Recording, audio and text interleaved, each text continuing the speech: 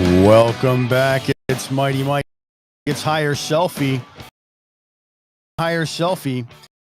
Pick up yourself. Here is a rebroadcast of the CDEMA, Caribbean Disaster Emergency Management Agency.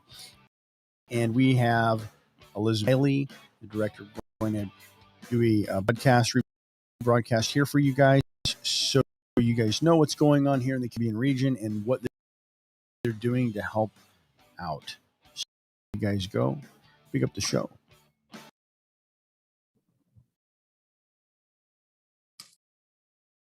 Executive Director, CDEMA. She will lead the briefing, then questions from press. So without further ado, I'd like to turn over to Ms. Riley. Thank you. Thank you very much, Andrea, and good morning, good afternoon to all members of the press. Thank you very much for joining CDEMA's press briefing today on the earthquake emergency in Haiti. I wish to start by expressing our solidarity with the government and people of Haiti at this very difficult time. I know members of the press will be aware that on Saturday, the 14th of August, at approximately 8:29, there was a earthquake. And in addition to the earthquake, tsunami information statement issued shortly after the event by the Pacific Tsunami Warning Center for tsunami waves reaching 3 meters along the coast of Haiti, located nearest to the epicenter. That tsunami statement was in fact canceled later on that afternoon. We do know that there have been several aftershocks in the aftermath of the earthquake, the largest being approximately 5.8 magnitude, and that occurred shortly after 11 a.m. on Saturday morning as well.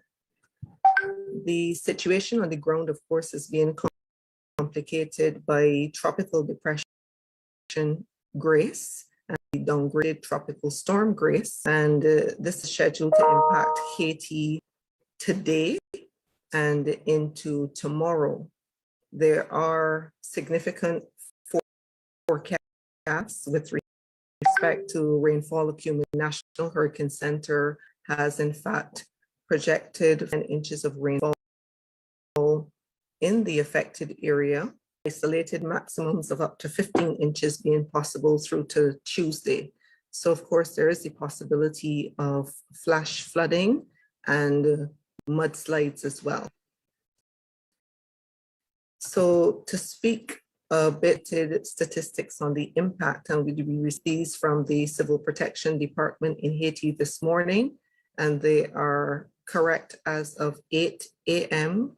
this morning, Monday, the 16th of August.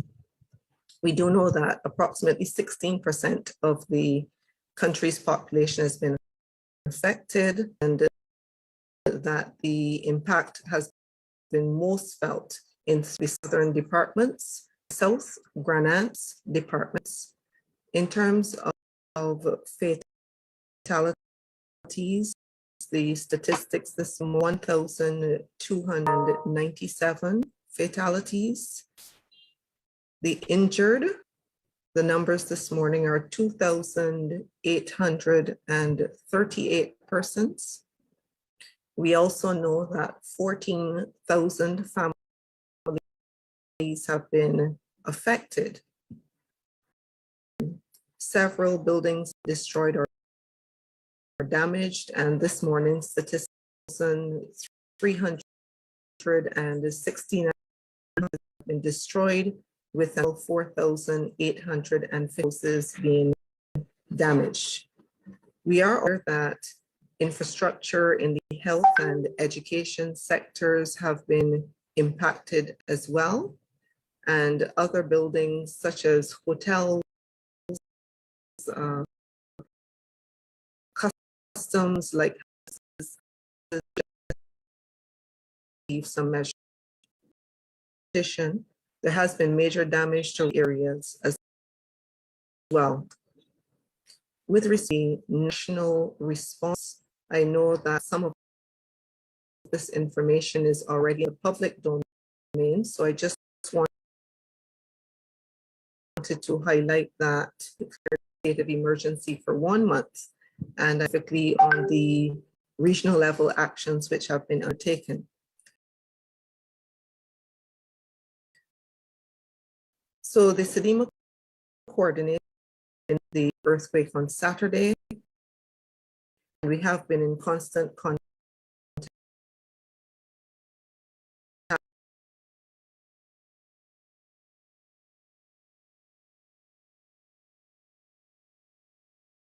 with, which is response to impacted CDEMA participating. These were already activated at the time of the earthquake due to the threats which were being posed to other participating states by, at the time, Tropical Storm, then Depression Fred, and also Tropical Storm Grace, which, as you know, impacted a number of our participating states on Friday through to Saturday. So in the aftermath of the Regional Coordination Center, and coordination for the provision of support to Haiti has commenced in collaboration with Jamaica, which is the lead for our Northwestern sub-region of the CDEMA system. We have also convened so far 2 coordination meetings of our Caribbean Development Partner Group. Those took place on Saturday and yesterday, Sunday. And the intent of those discussions is to ensure that we are providing the most up-to-date information to the humanitarian actors who are potentially going to support based on the needs that have been identified in country. On the information front, you are probably aware that we issued 1 information note on the earthquake and 1 situation report, which was issued late last night. We had also placed standby arrangements in place on Saturday, immediately after the earthquake, and this was done in collaboration with Jamaica, the sub-regional focal point, and the Pan American Health Organization. And at the time, the standby arrangements were made to deliver both search and rescue, as well as emergency medical support to Haiti. Now, those arrangements were stood down yesterday, Sunday, August the 15th, and that was following consultations with and guidance from the Department of Civil Protection when they advised us that that type of support would not be required from the CDEMA system. They have, however, made an official request to us. It came through last night for assistance through the regional response mechanism in the area of coordination support. And this will take the form of personnel that would support the National Emergency Operations Center in Port-au-Prince. The coordinating unit, as such, we are making the necessary arrangements to get those human resources on the ground as soon as possible following the passage of Tropical Storm, now Tropical Depression Grace. And we will keep the media updated as to when those human resources will actually get on the ground, the conclusion of the logistics arrangements. I want to indicate also that we have a confirmation through the United Kingdom Foreign, Commonwealth and Development Office of financial support to ensure that we're able to deliver this critical surge support to Haiti. I want to speak on the issue of needs very quickly before I invite your questions. The government of the Republic of Haiti has advised that they are preparing a needs list. What they've also indicated is that the humanitarian items are available for purchase in country. Now, this is a very important point because Port-au-Prince is still operational, which means that commerce is still occurring in country. And in fact, we were advised yesterday that there is still commerce still operational, even within some areas of the impacted zone. So A principle that we operate by is that we do not wish to flood the country with relief items in a situation where the supply chain has not been broken and relief items can in fact be procured in country. So in this regard, the government of Haiti has guided that they're requesting cash donations and that national relief drives are not being encouraged. And I repeat that, national relief drives are not being encouraged. And I really want to ask the assistant to bring this message out. This is the information they've given us at this time. Of course, with tropical depression grace pending, there is a possibility that that situation may change, but certainly this is the guidance we received last night. With respect to the directing of the cash donations, this is still being worked through with the government of Haiti. And once we get the specific guidance on how they would wish the CDEMA system to proceed in this regard, we will ensure that this is communicated to members of the media so that you have the relevant account information, etc. But this is still being worked through at this time. I wish to pause here, and I am happy to take any questions that the members of the media may have. Thank you.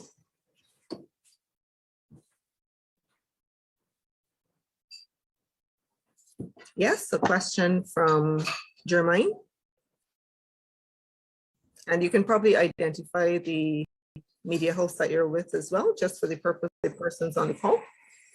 Hi, good afternoon, Jermaine April, SKN5. Could you say, because we know, well, it's two questions. One, can you speak to whether or not CDEMA, I know you said you're partnering with your sister agency on island. In terms of dispatching personnel to the island, is that something that is being considered by CDEMA at the moment? Yes, as I indicated, the specific request that Haiti made last night is for personnel to support their emergency operations center in Port-au-Prince.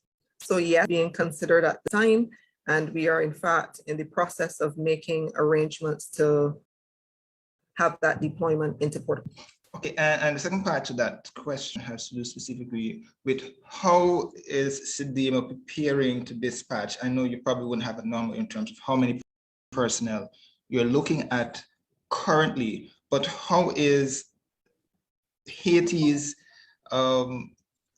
vaccination numbers going to be impacting how you determine how that assistance? Thank you. That's a very important question, and one that we had an extensive discussion on both with Haiti as well as the Caribbean Public Health Agency, CARFA, yesterday. So the Haiti of the CARICOM states, Haiti in fact has the lowest percentage in terms of the vaccine coverage. In fact, they're very recently the first vaccines in country. And a principle of do no harm when we do deployments. And as such, we are seeking to deploy persons who are fully vaccinated.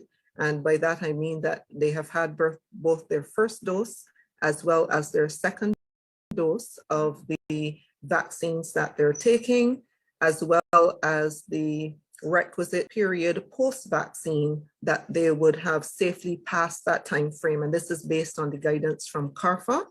So this is one of the stipulations that we're absolutely looking at. In addition, as we have done for all deployments that we've undertaken since COVID-19, and we've deployed into St. Vincent and the Grenadines for La Soufrière, as well as into Guyana in the aftermath of the floods, I'm happy to say that all persons on those deployments returned safely. So guidance from CARFA, we will be briefing personnel who are being deployed on the health protocols and the health regimes that should be followed to minimize risk of contracting COVID-19. And the requisite personal protective equipment is a standard part now of what we provide our personnel with when they deploy. Good afternoon, Lisa Broom from CBC in Barbados. Okay. I'm wondering whether a cost, I know it's still early days yet, whether a cost has been put to the damage that has happened in D. And I understand that, as you said, they're requesting cash, but that still has to be coordinated. I'm wondering in terms of, I'm using the word, given the recent government upheaval that has happened, what is being worked on where that is concerned, just to ensure that everything that is sent goes where it's supposed to. Yes, thank you very much. So yes, the situation in Haiti, the social unrest that we heard about, we know that there has been reports of gang violence in several weeks to months now that has been known in the press. With respect to the political situation, we are quite sensitive to this as well. We are being guided by our counterparts at the Civil Protection Department, and we have had discussions around the security considerations of any deployments into Haiti. Those are continuing, and we will be guided by our counterparts. To say we are very mindful of it, but what we also are very mindful of is that this has been a significant impact from the earthquake, and the government of Haiti has made an appeal to the regional system, and they are a part of the Caribbean community, and it is important that we do support them. Do they have any sense of damage that has been experienced? Oh, my apologies. Yeah, it is really too early to speak to the issue of costs. Right now, the focus is on humanitarian actions. As you realize, there are thousands of persons who have been injured. We've had significant loss of life, and the critical actions up to the discussions yesterday really are focused on life-saving actions at this time through search and rescue. And those actions are very much underway on the brief we got from the team members. We also discussed yesterday the realities of tropical depression Grace, because of course we have a number of persons who are now exposed as a result of their homes having been destroyed or damaged. And yesterday, the principal consideration was around moving those persons who did not have safe shelter to space shelter. And that, of course, was very much occupying the time and the attention of the authorities yesterday. So the costs will come, they will come in the future, but immediately it's really about the life-saving and humanitarian actions. Director Crystal Boyne, Barbados Advocate, you can speak on the issue of medical support. We speak about humanitarian relief and so on and cash donations, but what about the situation with the hospitals? Obviously, with all these different things happening at the same time, what is the situation with the medical elements of it? You know, we have COVID, we have the storms and all these different things, we have the earthquake. So what is the situation there? The brief from the Civil Protection Department on the weekend up to yesterday when we spoke with them is that they are addressing the medical related components through the national level resources that are available. And as I said, the situation is dynamic. This could change, especially in Grace, but that was the indication. And as I mentioned, we did have those arrangements on standby through conversations with PAHO on Saturday, but we were asked to stand those down. So right now, they're focused on utilizing the resources in country to address medical requirements. I think we have another hand. Okay, it's gone down. I don't know if Jermaine wanted to come back. Your hand is still up.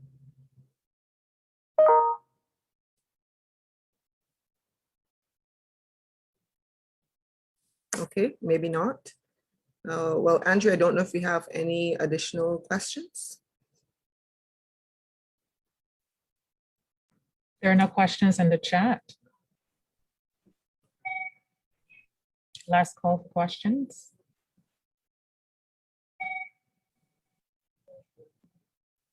Looks like there are no more questions. Okay. Well, I'm sorry. This is Lisa again from CBC. I have one question. In terms of, you mentioned one of the things that you're focusing on right now is search and rescue. Is there any news I'm sorry, there's a lot of background noise coming through, so I'm not hearing you very clearly. Could you just go again? I heard up to search and rescue. Sure. Yes, no, I'm just asking whether there is any news yet on search and rescue. Do we have any figures? Has anybody been rescued or anything like that? Where's that? Yeah, I don't know a person's rescue through in the update this morning, but it's certainly something that we could follow up on.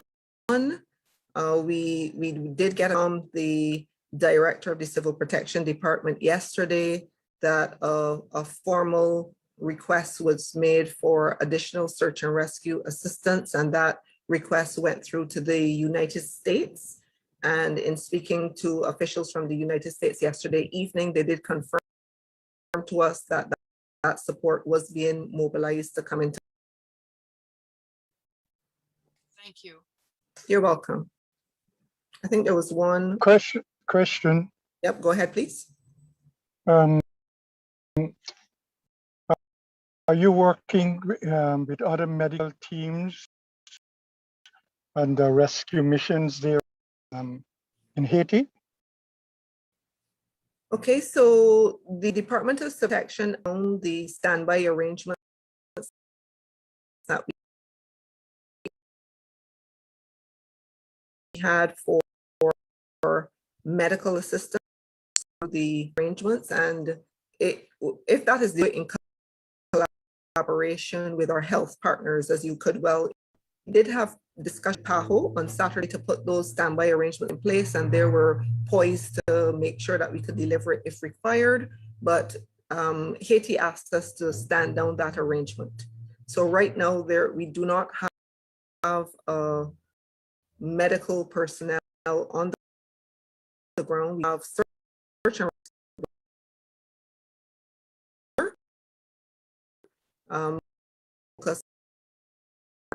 for the Transition Center. That phase of the deployment, as well as the specific focus that they would have when they go in. We're still working through all those details with the team on the ground.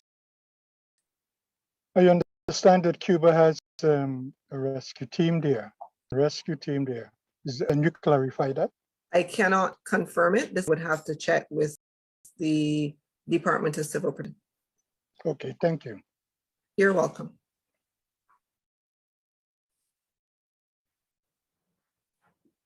Okay, so I'm not seeing any other requests for the floor. So I want to say thanks so much for to keep members of the media developments in Haiti as far as the information is shared with us, and also to keep you apprised with respect to the actions that are being undertaken by the CDEMA coordinating unit on behalf of the Caribbean community. And we anticipate that when the process of have a sense also may have changed on the ground based on the of the storm, which I shared a little bit earlier. So thanks again for today's briefing, and I'll ask Andrea to close. Thank you. Okay, thank you for your time and attention. And with that, afternoon, enjoy the rest of the day and stay safe. Thank you.